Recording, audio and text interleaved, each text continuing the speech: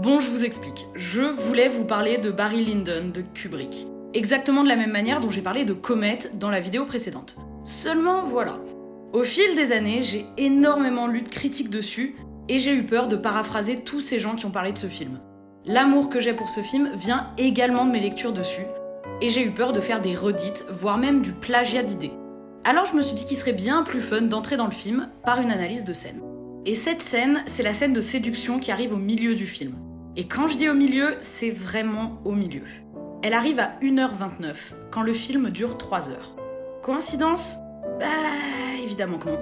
Pour mieux comprendre cette scène, il faut savoir que Kubrick s'est basé sur un livre pour faire ce film, Les Mémoires de Barry Lyndon, un gros livre de 500 pages où il ne se passe franchement pas grand-chose. Le livre est tourné sur la vie intérieure de ces personnages. Et c'est également pour cela que Kubrick a tendance à se rapprocher du cinéma muet dans ce film. Et la scène la plus représentative de cette envie de cinéma muet, c'est la fameuse scène de séduction entre Lady Lyndon et Barry à l'occasion d'une partie de cartes. On est dans un lieu plutôt bruyant. Il faut imaginer le contexte. Une partie de cartes, comme au casino presque, avec énormément de gens qui sont là pour jouer.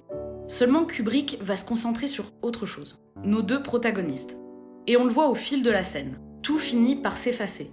Aussi bien le décor, les personnages autour et même la musique. Tout ce qui va rester, c'est le jeu de regard entre nos deux personnages. Ici, on part d'un plan moyen pour finir sur un plan rapproché poitrine. On finit par ne voir que les deux regards. Et ce qui est brillant, en plus de tout le reste évidemment, c'est qu'en plus des regards, Kubrick va décider de soutenir ces regards par les flammes des bougies. Pourquoi ? C'est plutôt simple, et beaucoup vont l'avoir deviné. Ces flammes traduisent ici la flamme du désir, qui naît entre les deux personnages. C'est une des scènes les plus impressionnantes en termes de mise en scène, et surtout une des plus abouties du film. Barry est hypnotisé par Lady Lyndon, qui apparaît incandescente, grâce à sa pâleur. Elle illumine le plan et la scène si bien que le spectateur va, tout comme Barry, ne voir qu'elle. J'ai même envie de rajouter que la voix du croupier qui scande « Rien ne va plus, faites vos jeux » est l'exemple un peu atypique de l'humour noir de Kubrick. Profondément troublée, Lady Lyndon finit par s'isoler. Mais Barry est à présent certain de ce qu'il veut et de ce qu'il désire. Il la rejoint donc et nous voilà dans une atmosphère totalement différente. Plus de flammes de désir, plus de rouge, plus de orange non plus. On entre dans le bleu, qui est une couleur qui signifie souvent l'apaisement. Et c'est à ce moment-là qu'il va l'embrasser et donc apaiser son désir. Les deux personnages passent d'une salle rouge à une salle bleue, à une salle éclairée, à une autre qui ne l'est pas. Tout est pensé pour faire comprendre au spectateur qu'il y a un véritable passage jusqu'à une autre page. Pour les deux personnages, ils passent d'un désir ardent à une consécration de leur désir tout en discrétion, loin des regards. On peut également mentionner la musique.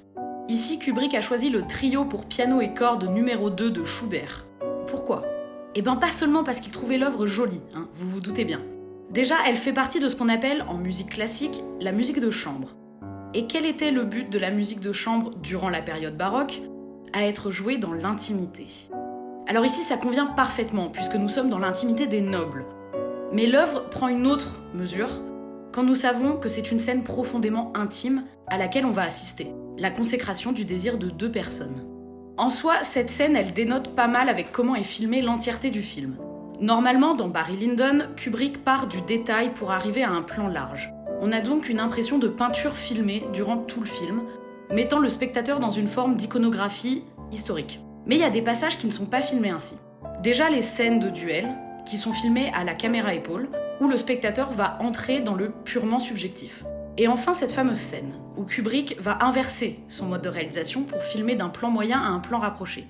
Il part du large pour aller au détail, nous arrachant à cette sensation de peinture filmée donc. Et c'est pas un hasard, puisque les duels sont les moments qui vont rythmer le film et aussi l'encadrer. On débute sur un duel et on finit quasiment le film sur un duel également. Et au milieu du film, on a cette scène de séduction.